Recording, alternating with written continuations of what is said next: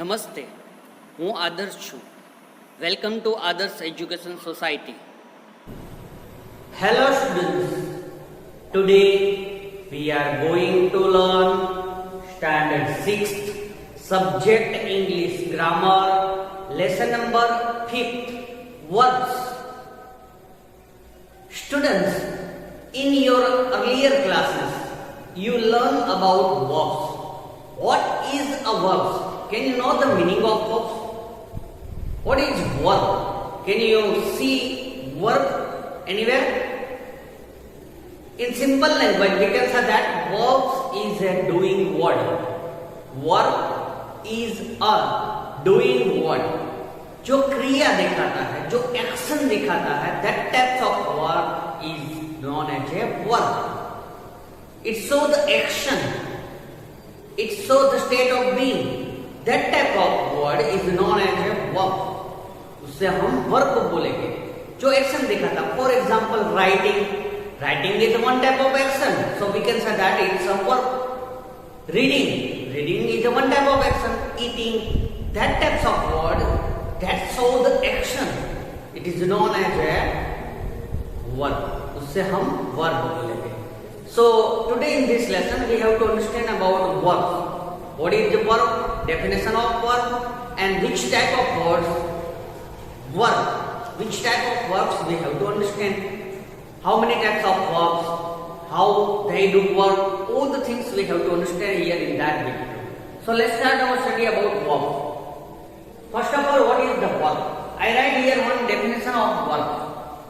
A verb is a word or a group of words that shows an action, event or state of being. Three things you have to keep in mind while identifying verb. अब जब भी verb को पहचानते हैं तो तीन चीजें आपको याद रखनी है. A verb is a word or group of. It can be a single word or it can be a more than two words. It is known as a verb. That show an action. First things you have to keep in mind. That show an action.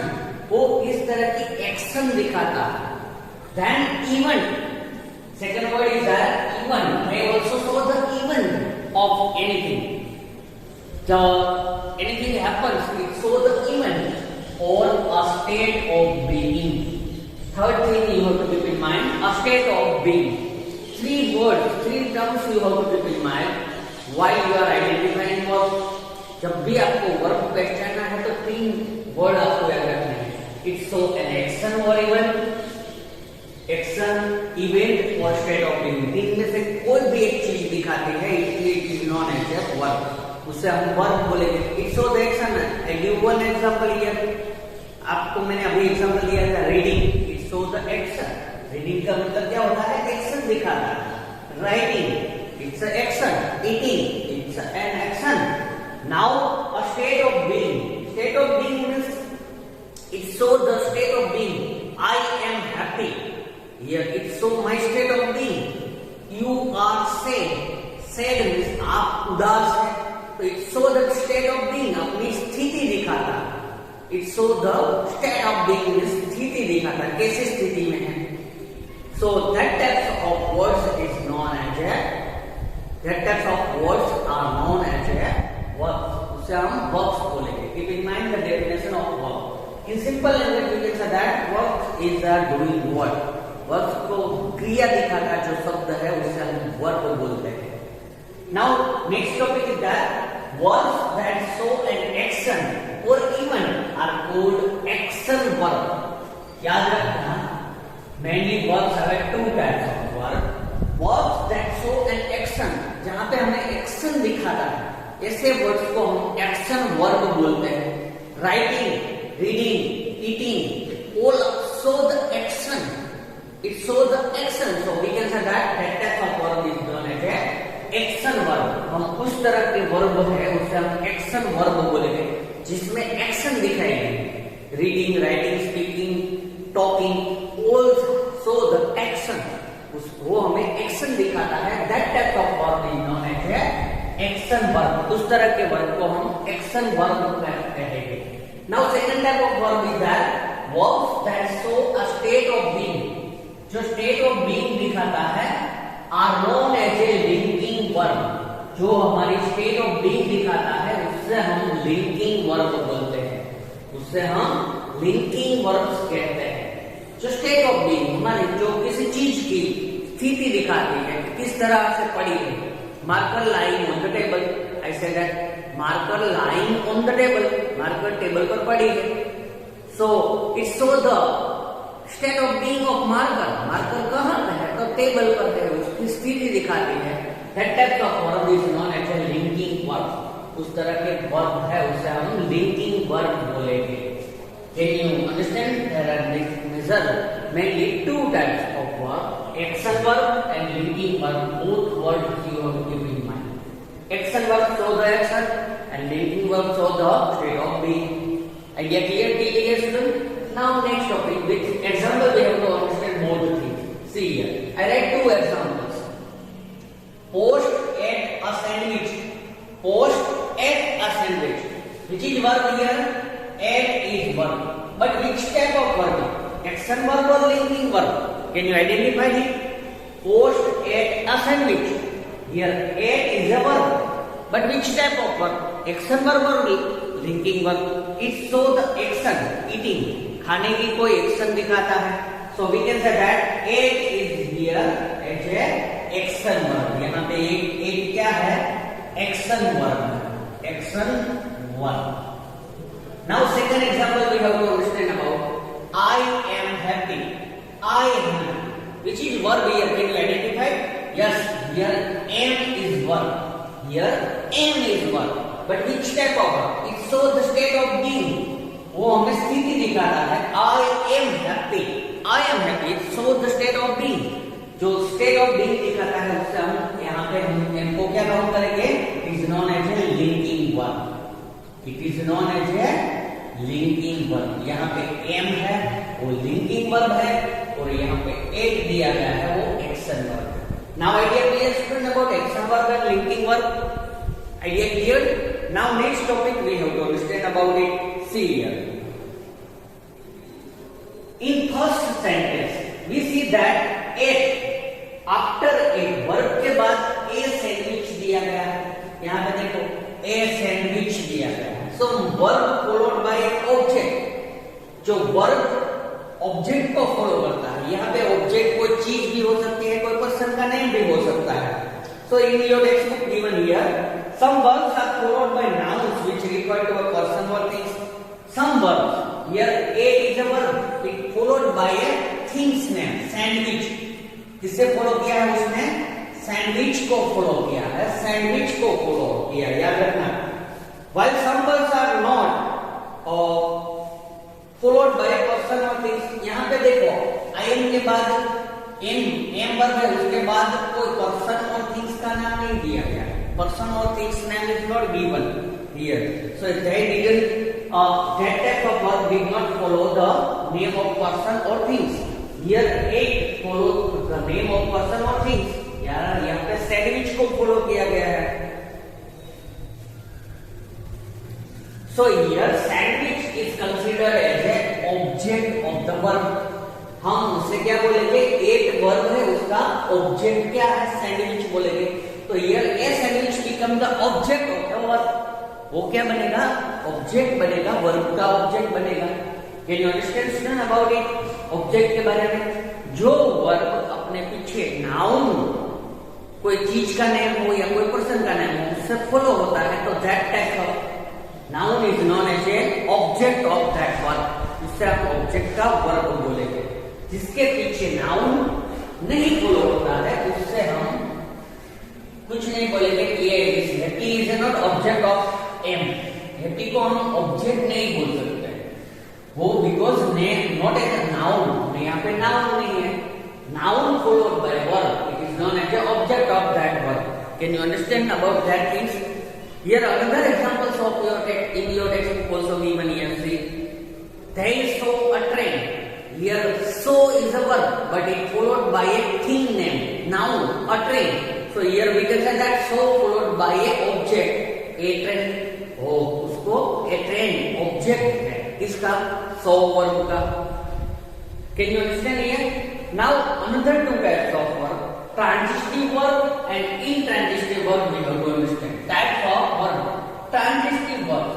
Verbs that take objects are called transitive verb. देखो यहाँ पे मैंने आपको समझाया verb एक followed by a sandwich object. यहाँ पे ये sandwich object है एक के लिए.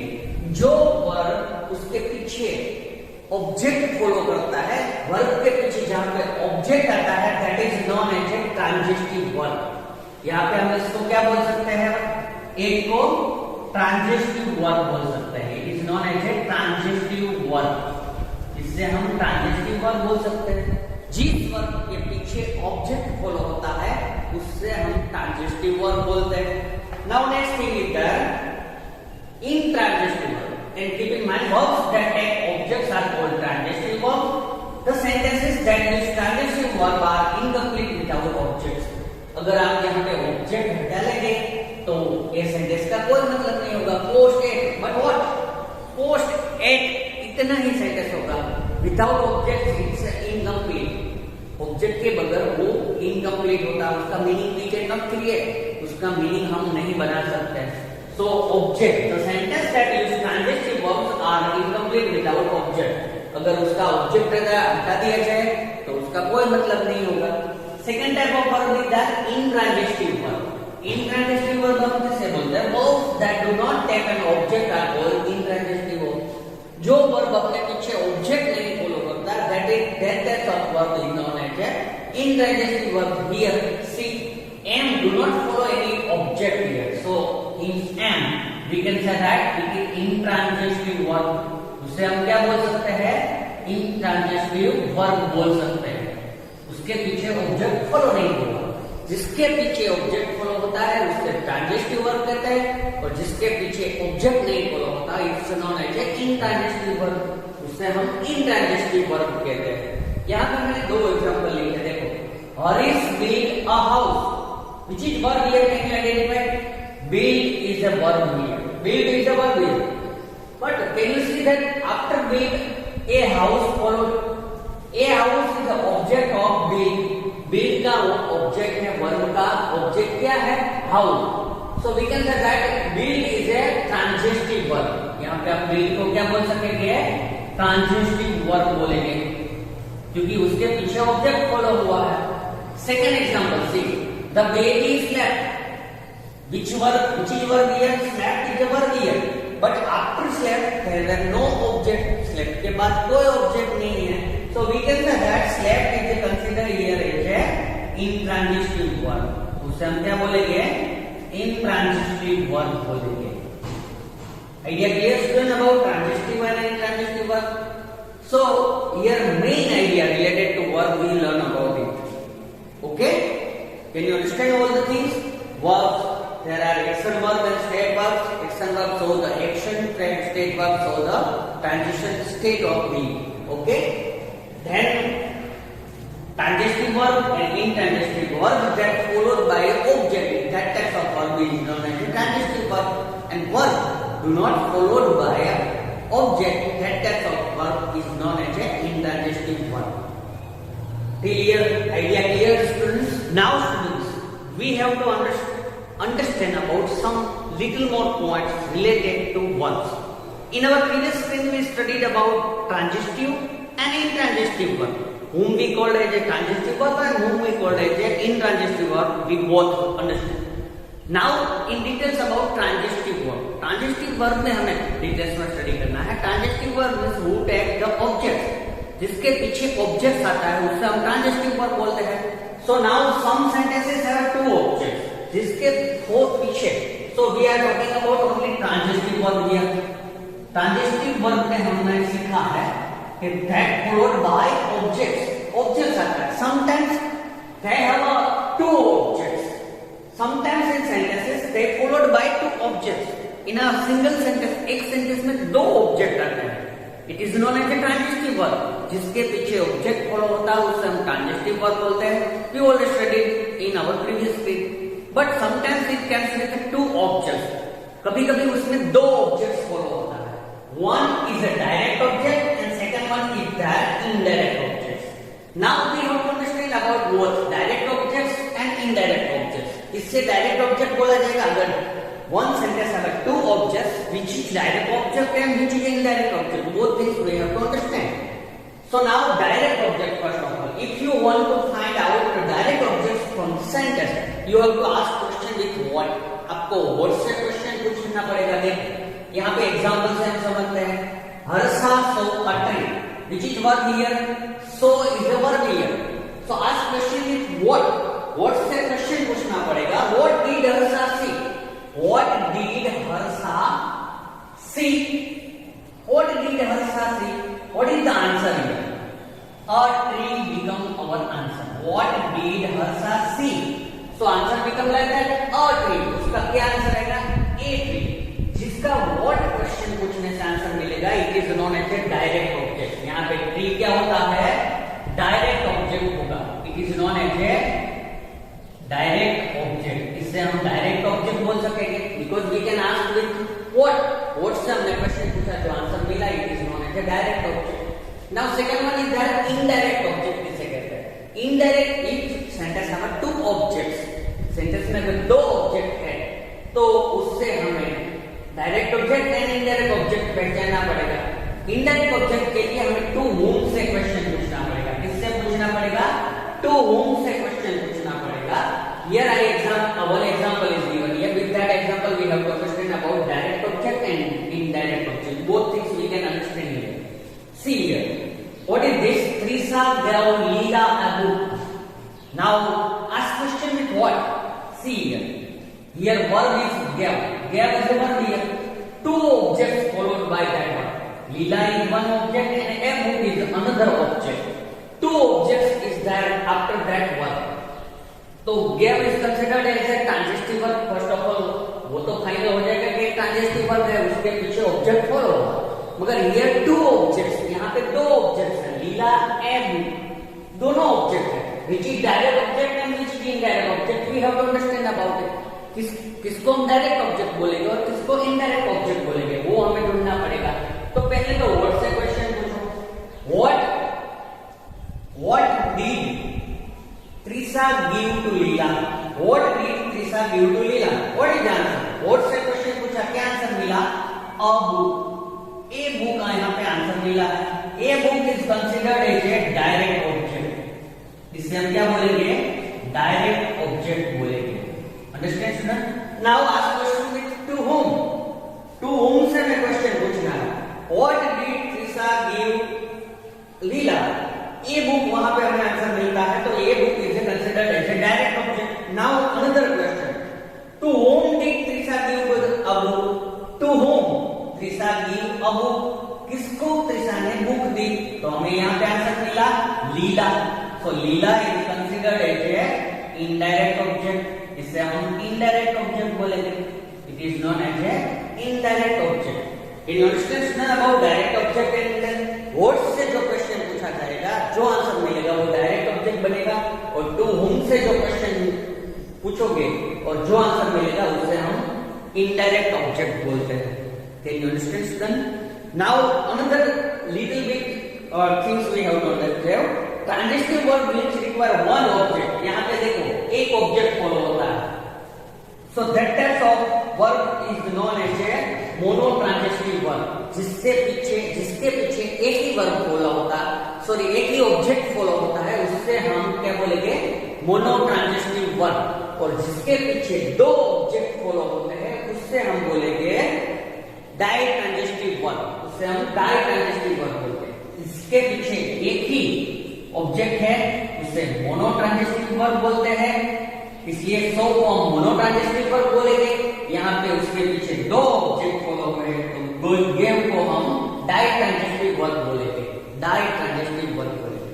सो you have to keep in mind all the terms. यहाँ पे जो टर्म्स दिए गए वो सभी टर्म्स आपको याद रखने होंगे. So you can able to understand verbs. तो ही आपको वर्ब में समझ में आएगा. Okay students, can you understand clear?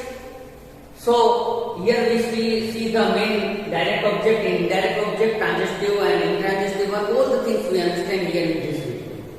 Remaining things we have to see in our next video. Thank you for joining us.